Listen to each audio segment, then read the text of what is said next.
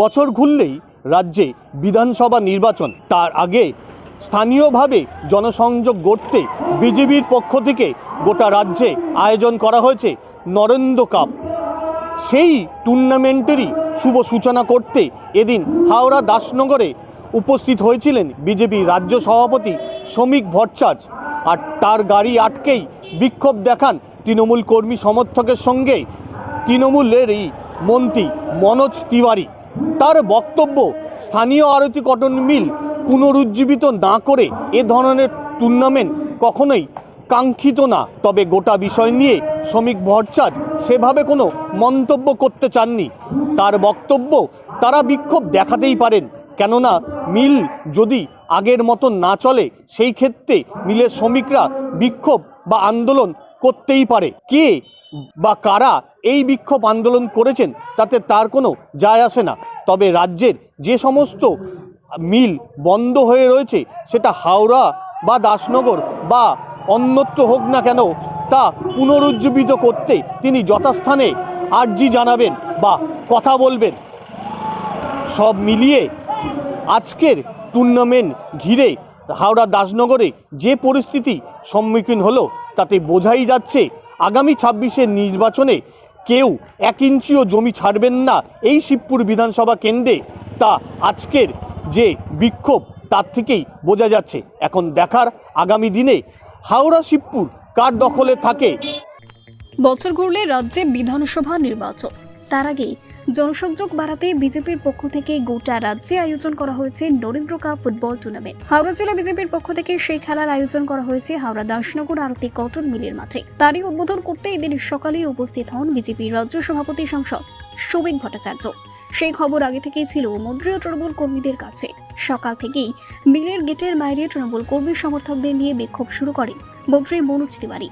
সকাল 9টা নাগাদ সেখানে বিজেপির রাজ্য সভাপতি পৌঁছলে তার গাড়ি আটকে বিক্ষোভ দেখাতে শুরু করেন মন্ত্রী ও তৃণমূল কর্মীরা। দুপক্ষের মধ্যে শুরু হয় গন্ডগোল। পরিস্থিতি সামাল দিতে হিমশিম খেতে হয় পুলিশকে। পরে পুলিশের পক্ষ থেকে সাংসদ শ্রমিক ভট্টাচার্যর গাড়িকে সেখান থেকে নিয়ে আসা হয় মাঠে। গোটা বিষয় নিয়ে মন্ত্রী মনোজ তিওয়ারির বক্তব্য, যে মিলের মাঠে এই ফুটবল প্রতিযোগিতা আয়োজন করা হয়েছে, সেই আরতি কটন মিলের শ্রমিকরা দীর্ঘদিন ধরে তাদের অভাব অভিযোগ দাবি জানিয়ে আসছে ঊর্ধ্বতন কর্তৃপক্ষকে। একসময় রমরমে চলা মিল আজ এক প্রকার ধুঁকছে। সে বিষয়ে নজর না দিয়ে ফুটবল টুর্নামেন্ট কখনোই কাম্য নয়। অন্যদিকে এ বিষয়ে শ্রমিক ভট্টাচার্যের বক্তব্য, মিলের শ্রমিকরা তাদের অভাব অভিযোগ নিয়ে বিক্ষোভ দেখাতেই পারে, সে বিষয়ে তিনি কোনো মন্তব্য করবেন না। তিনিও চান আরতি কটন মিলের মতন হাওড়ার সমস্ত মিল বা কলকারখানা আগের মতন আবারও সমহিমায় কাজ করুক। এ বিষয়ে তিনি যথাস্থানে জানাবেন বা আলোচনা করবেন। সব মিলিয়ে এদিনের দাসনগরে তৃণমূল বিজেপি বিক্ষোভ থেকে একটা কথা পরিষ্কার, যে আগামী দিনে দুপক্ষই 1 ইঞ্চি জমিও কাউকে ছেড়ে দেবে না। দাদা, আরতি কটন মিলের সামনে আপনার নেতৃত্বে আজকে বিক্ষোভ হচ্ছে, বিক্ষোভের কারণ হচ্ছে এই আরতি কটন মিল প্রায় 5 বছর ধরে বন্ধ রয়েছে, উৎপাদন হচ্ছে না। এই শ্রমিক ভাইরা যারা আছে তাদের দাবিটাকে মানুষের সামনে, কেন্দ্র সরকারের সামনে, তাদের মন্ত্রীর সামনে আমরা রাখতে চাই। এরা গত বছর শেষ ফেব্রুয়ারি থেকে এই ফেব্রুয়ারি অবধি অর্ধেক বেতন পেয়েছে।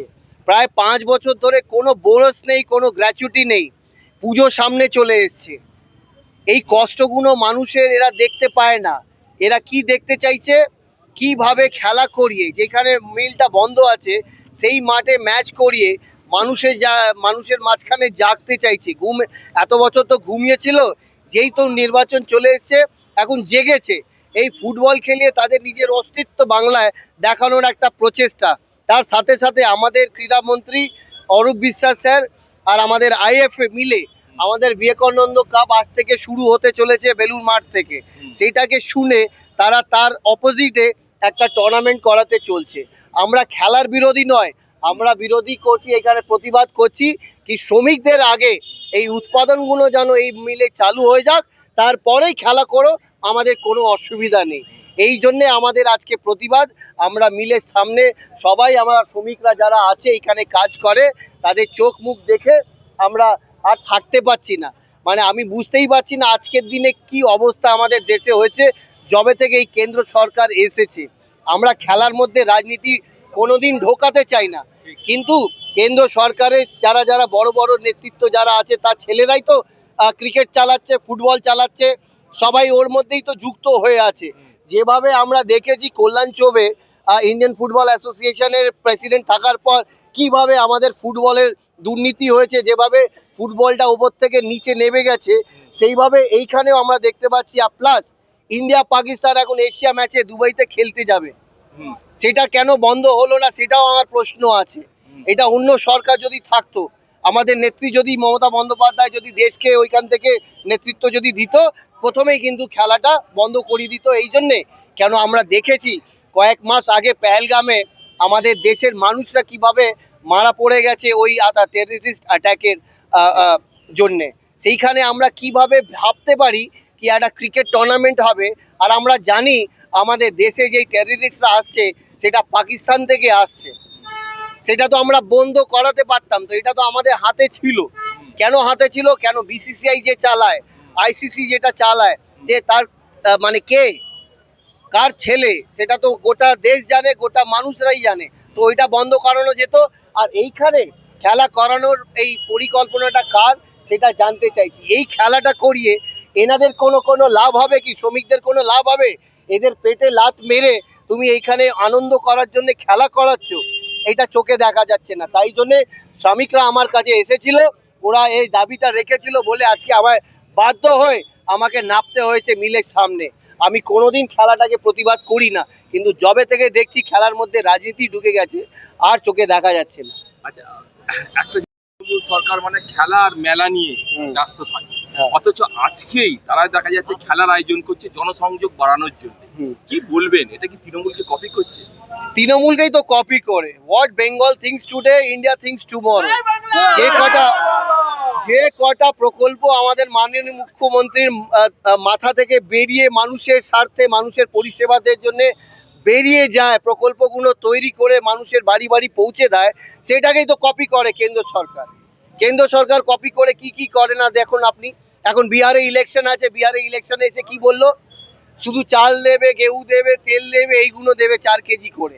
আরে গুজরাটে যখন নির্বাচন আসে, যেখানে বক্তব্য রাখতে যায় দেশের প্রধানমন্ত্রী, সেইখানে বলে অনেক কোটি কোটি টাকার ফ্যাক্টরি লাগবে, অন্য অন্য নিজের নিজের জায়গা থেকে ফ্যাক্টরি লাগাবে। আর আমাদের রাজ্যতে আমাদের যে কোনো প্রাপ্য টাকা, 100 দিনের টাকা এখনো পাই না আমরা।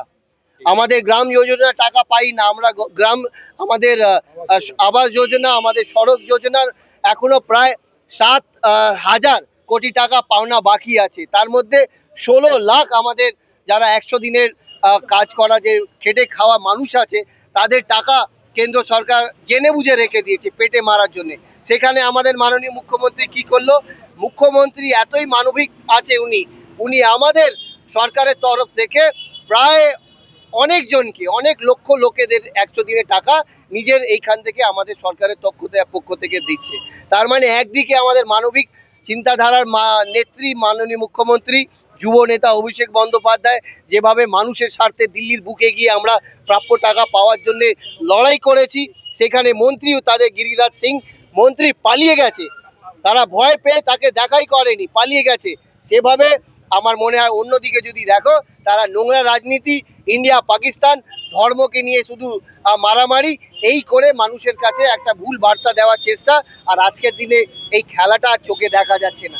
সাধারণ মানুষ হিসাবে আমরা তো দেখতে পাচ্ছি না বটেই, কিন্তু আপনাদের চোখেও, আপনারা যারা কভার করেন, আপনারাও একটু ভেবে দেখুন, এই লোকেরা এখন কোনো বেতন নেই, ওদের পরিবারদের যা অবস্থা হয়ে আছে, কোনো বোনাস নেই, কোনো গ্র্যাচুইটি নেই, মাইনে নেই, হাফ মাইনে হয়ে গেছে।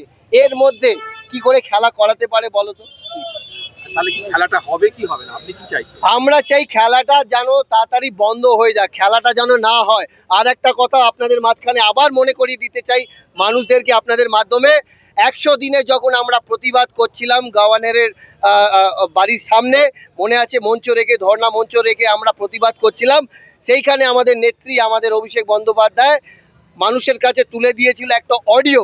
সেই অডিওটা কি ছিল?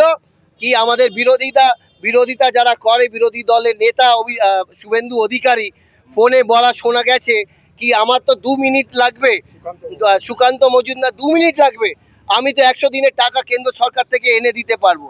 যদি তুমি আনতে পারতে, তোমার যদি ক্ষমতা থাকতো তাহলে মানুষের স্বার্থে 100 দিনের যে কাজ করে যারা খেটে খায় মানুষ তাদের এনে দিতে পারতে। তো যদি ওইগুলোও করতে পারতে তাহলে করলে না কেন? আর আজকের দিনে যদি ওই এক্সাম্পলটাকে নিই তাহলে তোমার জন্য তো 2 মিনিটের কাজ। এই মিলটাকে চালু করানোর জন্য খুলুন, এখানে উৎপাদন করিয়ে দাও একটা ফোনে। যদি তোমার এতই যদি মানুষের চিন্তা থাকে, শ্রমিকদের যদি চিন্তা থাকে, তাহলে শুরু করাও। তার করাবে না তো তারা নোংরা রাজনীতি কি করে করবে? এখন নির্বাচন প্রায় 6 মাস বাকি বলে এখন লাফালাফি হচ্ছে। এই লাফালাফি করলে কোনো লাভ নেই, আমরা জানি। তাই জন্য আজকে আমরা তীব্র প্রতিবাদ করতে নেমেছি রাস্তায়। ঠিক আছে দাদা, আপনি আসছেন, ক্রীড়ামন্ত্রী মনোজ তিওয়ারির নেতৃত্বে বিক্ষোভ হলো আপনার গাড়ি ঘিরে, কি বলবেন? দেখুন, আজকের দিনে আমি কোনো বিভাজনের রাজনীতির কথা বলবো না, কারণ আজকের দিন স্বামী বিবেকানন্দ ভাই একটা হয় বন্ধ করুন না, বেরিয়ে যাবো, আমি বেরিয়ে যাবো। তাহলে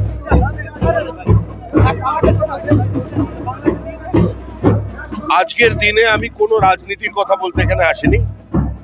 আমি এসেছি স্বামী বিবেকানন্দের ঐতিহাসিক শিকাগো বক্তৃতার দিনে কচ্ছ থেকে কোহিমা, সোমনাথ থেকে গৌহাটি, কাশ্মীর থেকে কন্যাকুমারী, সারা ভারতবর্ষের সমস্ত জায়গায় আজকে এই ফুটবল টুর্নামেন্ট চলছে, নরেন্দ্র কাপ।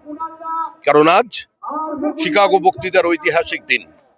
পরাধীন ভারতবর্ষের মাটিতে দাঁড়িয়ে যিনি বিশ্ব শান্তির স্বপ্ন দেখাতে পেরেছিলেন, ভারতীয় বহুত্ববাদ, ভারতের মত প্রকাশের অধিকারকে যিনি সারা পৃথিবীর মানুষের সামনে তুলে ধরেছিলেন, তার প্রতি সম্মান জানাতেই আজকে 11 তারিখ থেকে 17 তারিখ পর্যন্ত এই নরেন্দ্র কাপের আয়োজন করা হয়েছে। 17 তারিখ আমাদের বিশ্বকর্মা পুজো, একই দিনে আমাদের পৃথিবীর জনপ্রিয়তম রাজনৈতিক ব্যক্তিত্ব দেশের প্রধানমন্ত্রী নরেন্দ্র মোদীর জন্মদিন। সেই জন্যই আমি এখানে এসেছি। আমার উদ্দেশ্য কোনো রাজনৈতিক দলকে আক্রমণ করা নয়। কোন মন্ত্রী প্রতিবাদ করেছেন? মিল বন্ধ থাকলে মিলের মজদুররা তো চাইবেনি সেটা খোলা হোক, তা আমিও চাই। পশ্চিমবঙ্গে হাওড়াকে একসময় সেফিল্ড অফ ইন্ডিয়া বলা হতো। আমি হাওড়া থেকে আমার রাজনৈতিক জীবন শুরু করেছি। তো 40 বছর আগে বেলিলিয়াস রোড, বেনারস রোডে যে চেহারা দেখেছিলাম আজকে তা নেই। পশ্চিমবঙ্গের বহু কলকারখানার দরজায় শুধু তালা পড়ছে না, সেই জমিগুলো বিক্রি হয়ে যাচ্ছে। এই অবস্থার যাতে পরিবর্তন হয়, পশ্চিমবঙ্গে ভারী শিল্প যাতে একটা পুনরুত্থান দেখতে পায়, এখানে যাতে নতুন বিনিয়োগ আসে এবং সমস্ত বন্ধ কারখানার দরজার তালা খোলে কিংবা সেখানকার মেশিনের ধোঁয়া দেখতে পায় মানুষ, সেটা তো আমিও চাই।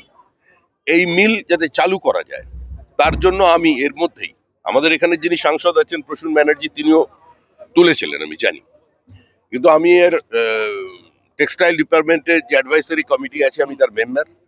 আমিও বলেছি যে কটা মিল বন্ধ আছে সেগুলো যাতে পুনরুজ্জীবিত করা যায় বা শ্রমিকদের সমস্ত দাবি দাওয়া মিটিয়ে যাতে সেখানে আরো বেশি অ্যাডভান্স টেকনোলজি দিয়ে শিল্পকে একটা পুনরুজ্জীবন দেওয়া যায়, তার জন্য সচেষ্ট হবে এবং ভারত সরকার এই বিষয়টি নিয়ে চেষ্টা করছে। এর মধ্যেই জুট সেক্টরের আধুনিকীকরণের স্বার্থে তারা অনেক ফান্ড নিয়ে এসেছে। অনেক ফান্ড আছে কিন্তু খরচা হচ্ছে না, সেটাও একটা বিষয়। তো সার্বিকভাবে সারা হাওড়ার শিল্পায়ন একটা নতুন গতিপ্রাপ্ত হয়, এটাই আমরা চাই। আর আজকের দিনে কে বিক্ষোভ দেখালেন? শ্রমিকদের তো অধিকার আছে, বন্ধ কারখানা, তারা হয়তো আমাকে ভেবেছেন ভারত সরকারের প্রতিনিধি দেখাচ্ছে। Bureau report, জজবাত 24 Bangla.